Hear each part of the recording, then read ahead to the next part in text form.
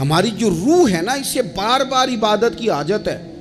आज लोग डिप्रेशन और टेंशन के मरीज़ होके जाते हैं नफ्सियात के डॉक्टर के पास, वो कहता है मुराकबा करो, थोड़ी देर अकेले बैठो, सो जाओ, ये वाला काम करो, आंखें बंद करो, फलां करो, देर तक मैं तुम्हें बताता हूँ, देखना सुकून हो जाएगा। इससे ज़्यादा बेहतर ये नहीं जो तरीका रब रसूल ने बताया है कि ज़रा सर सजदे में रखो ना थोड़ी देर, ज़रा हाथ उठा के वो बातें जो मुराकबे में जाके सोचनी हैं वो सारी यूं हाथ करके। मैंने पहले भी कहा था, फिर कहता हूँ, मैं एक दफ़ा एक डॉक्टर साहब के पास बैठा था, अपनी वालदा को लेके गया, तो वो एक डॉक्टर साहब एक बुज़ुर्ग से कह रहे थे कि आप मेरे 15-12 सालों से पेशेंट हैं, मैं आपको एक ही बात कहता हूँ कि दिल की बातें कह दें किसी से, कह दें किसी से, आप दिल हल्का कर लें, सुकून हो जाएगा। तो वो कहने लगे, डॉक्टर साहब नहीं कुछ गल्लां किनू दसीए, पढ़दे होंदे ने, कुछ निजी और ज़ाती बातें हैं, किससे कहें। तो मैंने कहा जी मैं डॉक्टर तो नहीं हूँ लेकिन तालिब इल्म हूँ दीन का, अगर आप इजाज़त दें तो किसी के बीच में बोलना तो नहीं चाहिए, तो मैं बात एक कर लूँ। कहने लगे कर लें। तो मैंने कहा बाबा जी वाकई कुछ बातें ज़ाती और निजी होती हैं, किसी से कही नहीं जा सकती, लेकिन हाल बताया ना हमें अल्लाह रसूल ने, जो किसी से नहीं ना कह सकते वो मुसल्ला बिछाओ और अपने रब से कह दो सारी, वो रसूल कायनात की बारगाह में कह दो सारी। एक दफ़ा निकालो, कहो उनसे, किसी से कहोगे तो वो अपनी मर्जी का तबसरा करेगा, रब रसूल से दुख कहोगे तो अल्लाह रसूल रहमत वाला मामला फरमाएंगे। कह दें जो दिल में है। सबसे पहली बात, अहले बैत नबुव्वत के अंदर जो आपको मिलेगी वो अल्लाह ताला की इबादत है। बहुत ज़्यादा इबादत करना, रियाजत करना। आजकल इबादत से जी चुराना, मैं कुछ दीनदार लोगों को देखता हूँ, कहते हैं निस्बत बहुत तगड़ी है हमारी, तो जनाब ले जाएगी निस्बत हमें, तुम देखना फ़लाने बुज़ुर्ग को फ़लाने की ख्वाब आ गई, फ़लाने को फ़लाने की बिशारत हो गई। ओ खुदा के बंदो, मैं आपको उस घर की बात बता रहा हूँ, सैयदा फ़ातिमा अज़-ज़हरा, जो जन्नती नहीं जन्नती औरतों की सरदार हैं।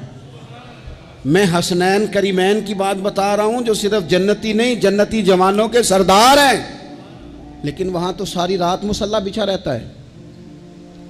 इबादत आपकी रूह का तकाजा है। महंगे से महंगा मोबाइल खरीद के ले आओ, बेहतरीन माल खर्च करके आप उसको ले आओ, लेकिन अगर आप उसकी बैटरी को चार्ज नहीं करते बार बार तो वो आपको काम नहीं देता। आपने जनाब बड़ी महंगी गाड़ी खरीद ली, बड़ी महंगी, तो एक ही दफ़ा ख़रीदने से वो मुस्तकिल नहीं चलती, बल्कि उसमें बार बार पेट्रोल डलवाना पड़ता है। कुछ चीज़ें ऐसी होती हैं जिनकी बार बार हाजत होती है, वो पूरी करनी पड़ती है। सारी रात सैयदा फ़ातिमा अज़-ज़हरा रज़ी अल्लाह तआला अन्हा नफल पढ़ती थी सारी रात। घर के सारे काम करने, हाथों पे छाले पड़ जाएंगे। आज किसी गरीब तरीन आदमी की बेटी भी इतना काम नहीं करती कि छाले पड़ जाएं। हालांकि दुख फिर भी बड़े ज़्यादा हैं, आप जिससे भी कहेंगे वो कहेंगे बेटी बड़ी तकलीफ़ में है, रोती बड़ा है, लेकिन इतनी मुशक्क़त कोई भी नहीं करती। इतनी मेहनत के बावजूद रात को इबादत है, तकवा है। हज़रत अब्दुल्ला इब्न ज़ुबैर ने हज़रत इमाम हुसैन की शहादत के बाद जब खिताब किया तो अहले कूफा के वो लोग जो तलवारें लेके निकले थे, आप उनसे फरमाने लगे, कूफियो तुमने पता है किस शख्स को कत्ल किया है? मैं हुसैन इब्न अली को जानता हूँ, मैंने अपनी आँखों से देखा है। ये ज़रा हज़रत अब्दुल्ला इब्न ज़ुबैर के जुमले हैं।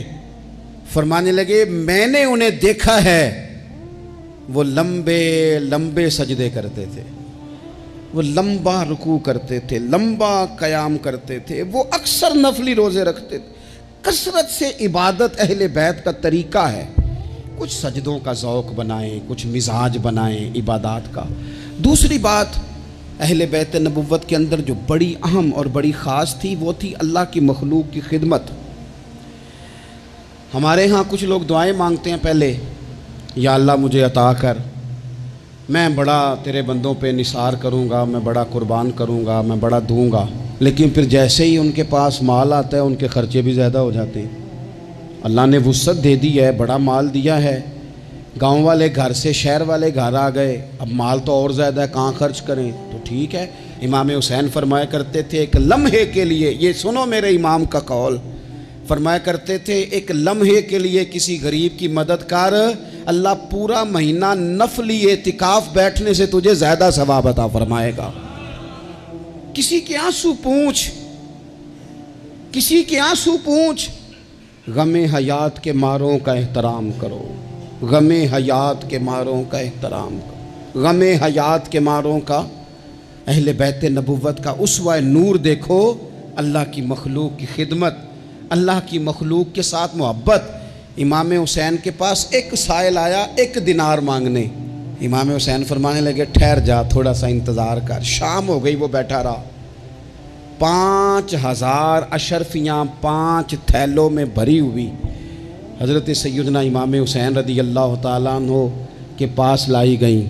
तो हज़रत इमाम हुसैन रदी अल्लाह ताला अन्हो ने ना, वो उसने तो देखे ना, को मांगने वाले को तो पहले बंदा तलाश करता है कि टूटे पैसे हैं कहीं, फिर देता है।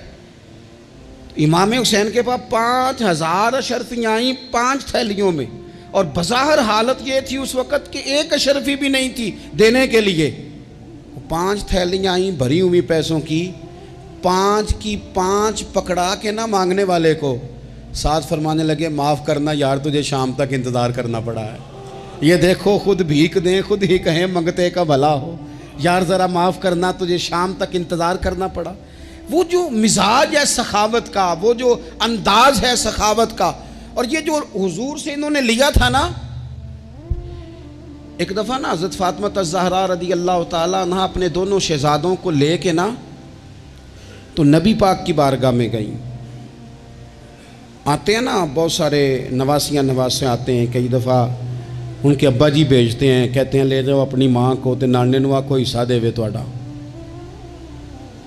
वेखो जी मैनू कुछ नहीं चाहिए, जो देना ने अपनी धी नू देना ने, और देना भी चाहिए, बेटी का बनता है, बनता है। और मैं दर्जनों और बीसियों बार कह चुका हूँ, जो 5 मुरब्बे का मालिक है उसकी बेटी का भी हिस्सा है, और जो 5 मरले के मकान में रहता है उसकी बेटी का भी हिस्सा है। और वो भी बड़े समझदार हैं, जिनसे हिस्सा मांगा जाता है वो कहते हैं तेरा ब्याह नहीं किया, तेरा कहाँ से हिस्सा आ गया, ले जा हिस्सा, फिर मेरा मरे का मुँह ना देखना।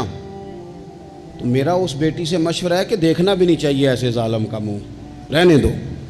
जो शरीयत के उसूल की मुखालफत करे और बेटी को हिस्सा ना दे, ना देखो मुँह उसका, कोई ज़रूरी है देखना, लेकिन हिस्सा लो। ये वो हिस्सा है जायदाद में जो अल्लाह ने मुकर्रर किया है, अल्लाह के रसूल ने मुकर्रर किया है। ये किसी शख्स के इमोशनल ब्लैकमेल करने से ख़त्म हो सकता, ये नहीं ख़त्म हो सकता। बेटी की शादी कर दिया तो वो जो 5 दफ़ा बेटे ने पैसे उजाड़े हैं तेरे कारोबार में, वो भूल गए। क्या कहा था मियाँ साहब ने, कहने लगे तियां लई परदेस वे बाबल ते पुत्रां लई जागीरा, चुप चुप रहना ते दुख सुख सहना, बस तियां दियां तकदीरां, सारी जायदाद इसको दे दे। और मैंने ये देखा है कि बाद में जो इस तरह के जुल्म करते हैं वो कई जुल्मों का शिकार होते हैं, उन्हें जवाब देना पड़ता है। आमदाम बरसरे मतलब हज़रत सैयदा फ़ातिमा रदी अल्लाह ताला अन्हा अपने दोनों शहज़ादों का बाजू थामा, इमाम हसन और हुसैन का, और हुजूर की बारगाह में ले गई।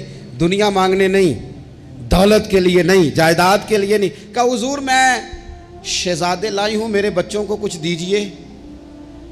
तो हुजूर फरमाने लगे फ़ातिमा, हसन को मैंने अपनी हैबत और सरदारी दी, और फरमाया हुसैन को मैंने अपनी जुर्रत और सखावत दी, दे दी मैंने दोनों चीज़ें। अल्लाह तबारक व तआला ने फिर इनको हुजूर की अता से वो फयाजी दी, सखावत, इबादत। और तीसरी बात गरीब परवरी। जो आदमी अनपढ़ और गरीब होता है ना, वो समझदार नहीं होता, उसके घर के बर्तन साफ नहीं होते, उसको चारपाइयाँ अच्छे तरीके से बिछानी नहीं आती, चूँकि बेड शीटें थोड़ी होती हैं घर में। तो इसलिए अकल तब आती है जब नोट आए, बेवकूफ़ां दे नौकर वेखे दानशमंद सियाणे। ये मतलब गाड़ी घर में आ जाए तो छोटे छोटे बच्चों को भी चलानी आ जाती है। जिस घर में मोटरसाइकिल हो बच्चों को सीखनी नहीं पड़ती। लेकिन अगर शय ही कोई ना हो, मैं किसी शख्स से बेजार नहीं हो सकता, क्योंकि एक ज़र्रा भी तो बेकार नहीं हो सकता। गरीब परवरी, थोड़ा सा ना लोगों पर तवज्जो। हमारा लहजा गरीब के हक में, वो सियाना नहीं, उसे बात नहीं करनी आती, उसे नहीं पता कि मैंने किस तर्ज के साथ बैठना है और किस नखरे के साथ मैंने प्लेट में डालना है। भूख ज़्यादा लगी हो तो फिर तो बहुत सारी वैसी चीज़ें भूल जाती हैं भाई। तो ये सारा शऊर तो तब आता है जब बंदा बर्गर खा के दावत पे आया हो, तो फिर वो थोड़ा सा सालन डाल के तो उसमें कांटा रख के तो खड़ा होके गपशप लगाता है, इसलिए कि वो रोटी नहीं खा रहा होता, वीडियो बनवा रहा होता है, वो तस्वीरें बनवा रहा होता है, उसका लहजा और होता है। लेकिन गरीब परवरी, मिस्कीन के साथ बैठ के खाना, कभी मजदूरों के साथ तस्वीरें खिंचवाना, उनकी हौसला अफजाई करना, उन्हें कहना कि नजरें झुका के ना जिया करो, उठा के जिया करो। गरीब आदमी को पूरा इस तरह का बना देना कि वो गुर्बत के अंदर भी अपने आप को इज्जत वाला देखे। ये अगर किसी ने सीखना है तो हुसैन इब्ने अली से सीखे, ये हुजूर की औलादे पाक से सीखे। इमाम ज़ैनुल आबिदीन कहते हैं मेरे अब्बा जी घोड़े पे बैठकर जा रहे थे, गरीब लोग ज़मीन पर चटाई बिछा के रोटी खा रहे थे, मेरे सामने इमाम साहब घर से खाना खा के आए हैं। गरीबों ने पैगाम दिया हुजूर खाना खाना है। इमाम साहब घोड़े से उतरे, ज़मीन पे आके बैठे, गरीबों के साथ रोटी खाने लगे। थोड़ा सा खाना खाया तो उन्होंने कहा हुजूर थोड़ा सा और खाएं। फरमाने लगे ज़िंदगी में पहला मौका है कि खाने के फ़ौरन बाद खाना खा रहा हूँ, भरा हुआ पेट था।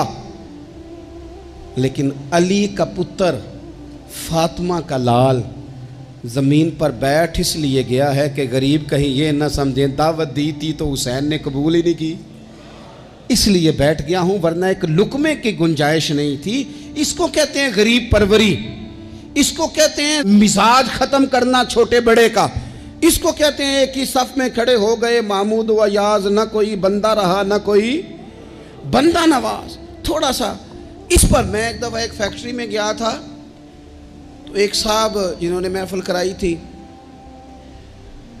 वो हमारे मेज़बान थे। तो जो आदमी खाना लेके आ रहा था रख रहा था ना, तो वो बेचारा बाज़ों का एक ही बात सवार हो जाती, बार बार एक ही बात करता था। कहते था पीर साहब साढ़े मालक बड़े चंगे जे, साढ़े नाल बह के रोटी खाते ने, साढ़े मालक बड़े चंगे जे साढ़े। उसके ज़हन पर यह बात सवार थी, हालांकि कोई कौन सी कोई बड़ी बात है, लेकिन वो एक ही बात बार बार दोहराया जा रहा था। पानी रख के गया, टेबल साफ करके गया, खाना देख, एक ही बात, जी तो सारे दे नाल बह के रोटी खाते जे। तो मैं सोच रहा था कि यार ये किस तरह का बंदा है, इसने काम तो छोटा सा किया है लेकिन इस बंदे के जज्बात हैं। अब पता नहीं इस गरीब आदमी के जज्बात की वजह से रब इसके रिज्क में कितनी को बरकत पैदा कर देगा, कितना को फजल हो जाएगा। ये जज्बाती हो गया है, शौक़ के साथ बात कर रहा है। तो ये अहले बैत नबुव्वत का तरीका है। फिर उससे अगली बात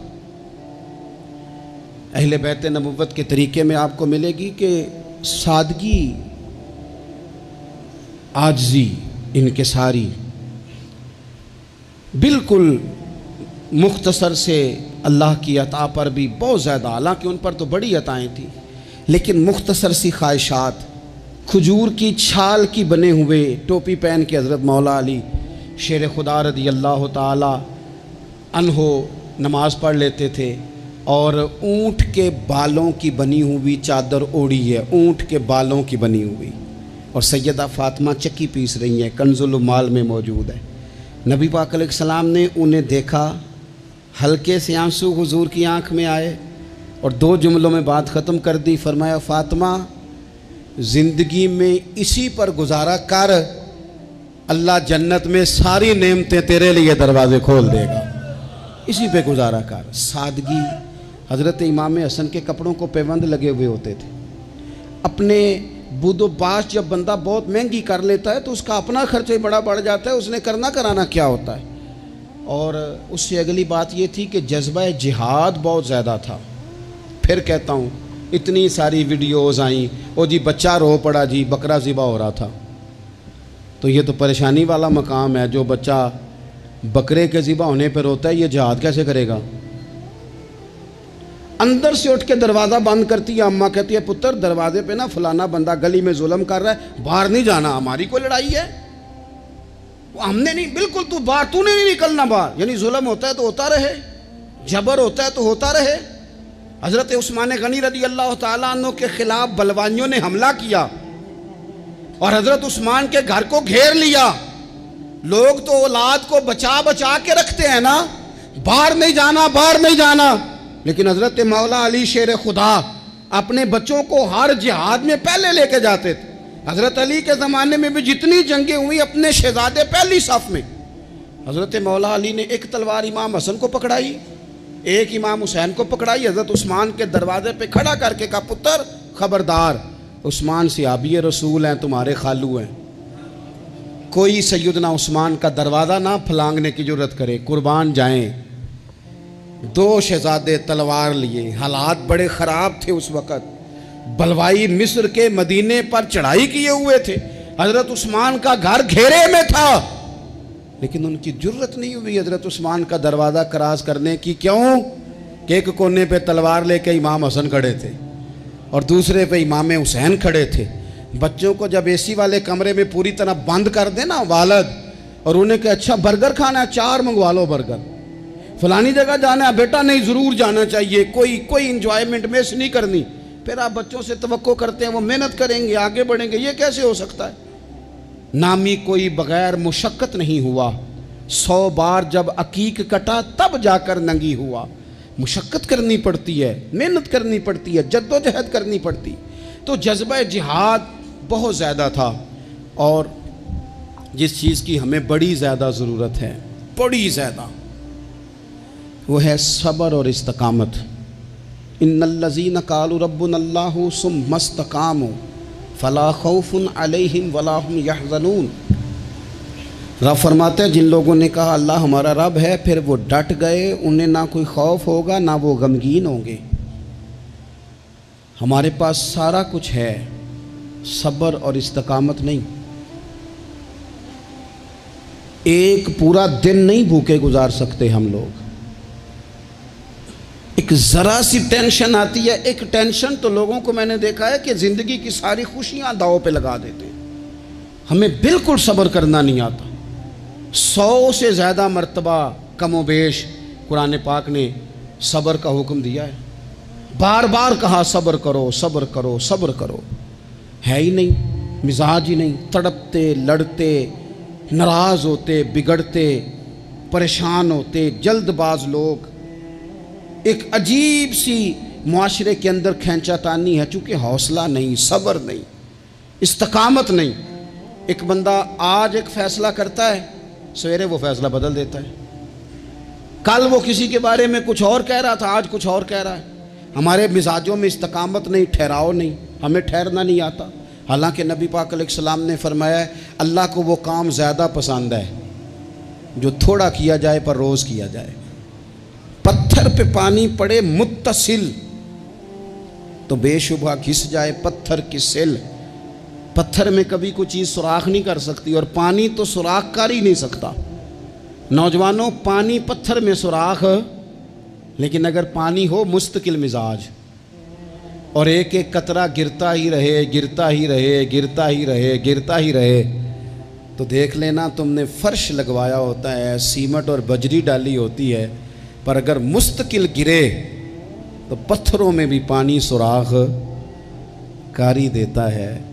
शर्त यह है कि मुस्तकिल मिजाजी हो। बहुत सारे लोग आके कहते हैं जी मैं जो काम भी शुरू करता हूँ ना मेरा पूरा नहीं होता, ख़त्म हो जाता है। तो मैं कहता हूँ यही तो मसला है, आप जो काम भी ना शुरू करें, आप एक ही काम शुरू करें, जो ना शुरू करें। जब हर हफ्ते आपने नया काम करना है तो फिर तो गए आप काम से। एक करें आप, उसी को सही करके करें। इस्तकामत फिद्दीन, सब्र। हालात मेरे और आपके ठीक करने से कभी ठीक नहीं होते। एक दफ़ा बहुत ज़्यादा आजमाइश थी, एक दोस्त पर, वो बड़े परेशान थे, तो हमारे बुज़ुर्गों के पास बैठे थे, तो बड़ी ना वो बेचैनी का मुजाहरा कर रहे थे कि हुजूर क्या करूं, किधर जाऊं, फ़लाँ मसला हो गया। तो बुज़ुर्गों ने बड़ी अजीब, बड़ी खूबसूरत, बड़ी अनोखी बात की। कहने लगे पुत्र,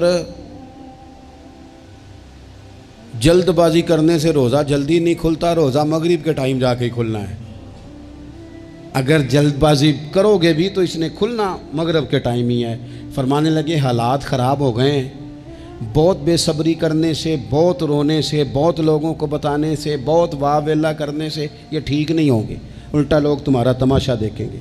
बेहतर ये है कि तुम सब्र करो, इंतज़ार करो। इस्तकामत के साथ डट जाओ। शर्त क्या है ज़िंदगी में? सिर्फ शर्त एक है कि आप अपने ज़मीर से पूछ लें कि आप सच्चे हैं कि झूठे हैं। अगर आप सच्चे हैं तो फिर ज़रा सब्र करें, इंतज़ार करें, हालात ठीक हो ही जाएंगे।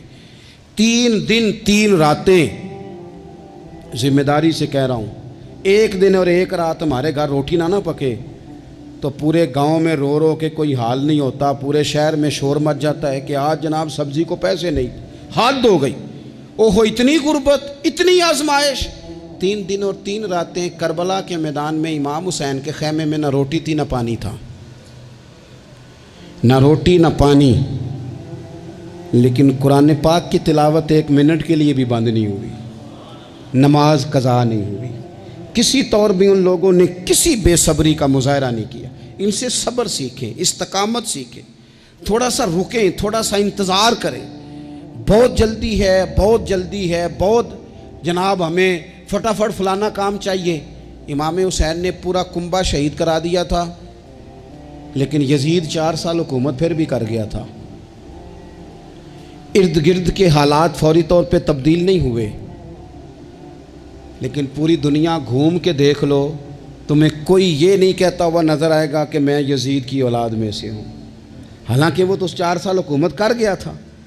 हालात वक़्त तकाजा रखता है कि वो अपने टाइम पे जाके चीज़ें बदल जाया करती हैं। वो एक शख्स से किसी ने कहा था कि जनाब आप इतना ज़्यादा बात करते हैं, तरबियत की कोशिश करते हैं, लोग असर तो करते नहीं। तो उन्होंने बड़ी अनोखी बात की, कहने लगे मेरे बाद मुझे चाहेगा ज़माना सारा और मेरे बाद तहकीक करेगी दुनिया का। मेरे बाद मुझ पर रिसर्च होगी, देखना मेरी एक एक बात पर किताबें लिखी जाएंगी, क्योंकि हमारे बाद अंधेरा ही रहेगा महफिल में। बड़े चिराग जलाओगे रोशनी के लिए। तो ज़रूरी नहीं कि सवेरे, थोड़ा सा ज़िंदगी में हौसला, थोड़ा सा सब्र, थोड़ी सी इस्तकामत, लेकिन शर्त यह है कि आप सच्चे हों और मुसलसल सफ़र कर रहे हों। आप रोक ना जाएं, बैठ ना जाएं, स्पीड ब्रेकर देख के ठहर ना जाएं, मुसलसल चलते रहें, कोशिश करते रहें, इंतज़ार करते रहें। एक वक्त आएगा कि हालात और रुख इख्तियार कर जाएंगे। आखिर में फिर एक बात करता हूँ, कोई साजिश ना करे, आप किसी साजिश पर तवज्जो ना दें। ये सहाबा और अहले बैत, ये ईमान है। ईमान दिल में जागुज़ी किया जाता है, ईमान पर बहस नहीं की जाती। ये ईमान है। इनकी मोहब्बतें, कुछ लोगों की बातें याद रह जाती हैं। एक बुज़ुर्ग ने मुझे बात सुनाई, मुझे याद रह गई। पीर सैयद फैज़ुल हसन शाह साहब, आलो महार शरीफ वाले पीर साहब, आलिम भी बड़े थे, दरवेश भी बड़े थे, ख़तीब भी बड़े थे। तो वो एक दिन ना सहाबा और अहले बैत का प्यार बयान कर रहे थे। सैयद थे तो मुरीद हैं, वो सिलसिला नक्शबंदिया से, चूरा शरीफ के साथ उनका निस्बत का रिश्ता है। तो नक्शबंदी अपना सिलसिला तरीक़त हज़रत सिद्दीक़ अकबर रज़ी अल्लाह ताला अन्हु से बयान करते हैं। तो शाह साहब बड़ी तकरीर करके ना सहाबा और अहले बैत की आपस की बड़ी मोहब्बत बयान करके, रुहमाउ बैनहुम पर बड़ी तकरीर करके, क्योंकि उनको बात करनी आती थी, तो जोशे जज्बात में तड़प गए। कहने लगे सुनो भाई, ये तो दलाइल थे, अब मैं अपनी बात करता हूँ। कहने लगे मैं सैयद हूँ, मैं पीर हूँ, मेरा बाप सैयद, दादा सैयद, नाना सैयद। फरमाने लगे मैं फातिमा का जिगर पारा हूँ, अली का बेटा हूँ, पर मैं मुरीद अबू बकर सिद्दीक़ का हूँ, मैं मुरीद सैयदना सिद्दीक़ अकबर का हूँ। वो 100 बातों पे एक बात ही सारी बदल गई, रंग ही तब्दील हो गया, नज़रियात ही और हो गए, लोग किसी और सोच में चले गए। कहने लगे देखो ये भी मेरा ज़रफ़ देखो। और फरमाने लगे मैंने ये सीखा है हज़रत अली से। इन्होंने हज़रत अबू बकर सिद्दीक़ के मुशीर भी रहे, मुआवन भी रहे, और जनाब सिद्दीक़ अकबर के पीछे नमाज़ें भी पढ़ते रहे। उन्हें अपना मुक़्तदा और पेशवा तस्लीम करते रहे।